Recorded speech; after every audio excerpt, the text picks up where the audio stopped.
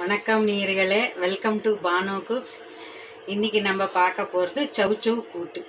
சௌச்சௌ வந்து கொஞ்சம் கூல்டாக இருந்தாலும் அது வந்து உடம்புக்கு ரொம்ப நல்லது. இந்த வயிற்று வலி பிரச்சனை, இந்த லேடிஸ்க்கு உண்டான பிரச்சனைகள், வயிற்று பிரச்சனை, கர்ப்பப்பை பிரச்சனை, இதுகளுக்கெல்லாம் சௌச்சௌ வந்து ரொம்ப நல்லது. சௌச்சௌ வந்து ஒரு தண்ணி சத்தான பதார்த்தம். அது வந்து இப்போ வந்து கூட்டு பண்ணலாம். அதுக்கு தேவையான பொருட்கள் கிரேவியாக கூட சாப்பிடலாம் இல்லையா? தேவையான பொருட்கள் தேவையான சௌச்சௌ கொதிக்க வச்சுருக்கேன். சௌச்சௌவும் கடலப்பருப்பும் கொதிக்க வச்சுருக்கேன். அதுக்கு வந்து தேங்காய், ஜீரகம், காஞ்ச மிளகா, ஒரே ஒரு பச்சை மிளகா போட்டு அரைச்சி வச்சுக்கணும்.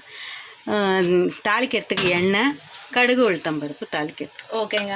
இப்போ தாளிச்சு கடாயை சூடு பண்ணிவிட்டு எண்ணெய் ஊற்றணும். எண்ணெய் ஊற்று, கடுகு, உளுத்தம்பருப்பு ரெண்டுத்தையும் ஒன்றாவே போட்டுருங்க. எண்ணெத்தையும் இது வீட்டில் கூட்டு மாதிரியும் பண்ணி சாப்பிட்லாம், இல்லை தொட்டுக்க சாப்பிட்லாம். சப்பாத்திக்கு தொட்டுக்கலாம். கூட்டு வந்து இந்த உப்புமா அது மாதிரி இதுக்கெல்லாம் தொட்டுக்கலாம். இதை வச்சு இந்த ஒரு வத்த குழம்பு வச்சுருந்து தொட்டுட்டு சாப்பிட்டா கூட நல்லாயிருக்கும். ஒரு காஞ்ச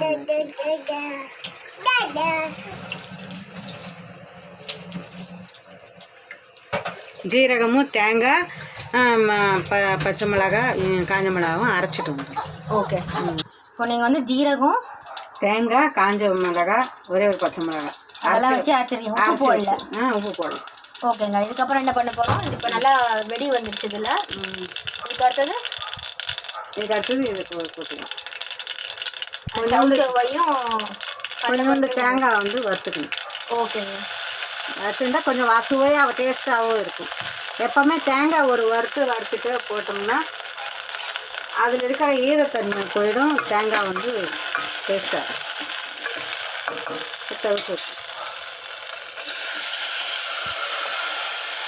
வேக வச்சு வச்சுருக்கீங்க இல்லையா? கடலைப்பருப்பும். ஆமாம், மஞ்சள் உப்பு போட்டு வேக வச்சு.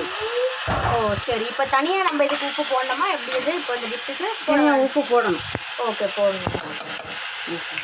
அரைச்சி வச்சு விழுந்து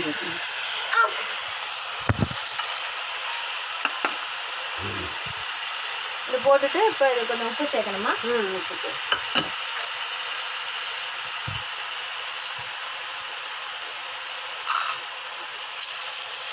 உப்பு சேர்த்துட்டு ஒரு கலரி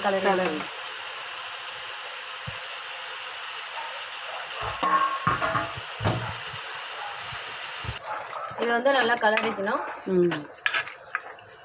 இதுக்கு மிளகா பொடி எதுவுமே தேவையில்லையா? கலர் தேவை.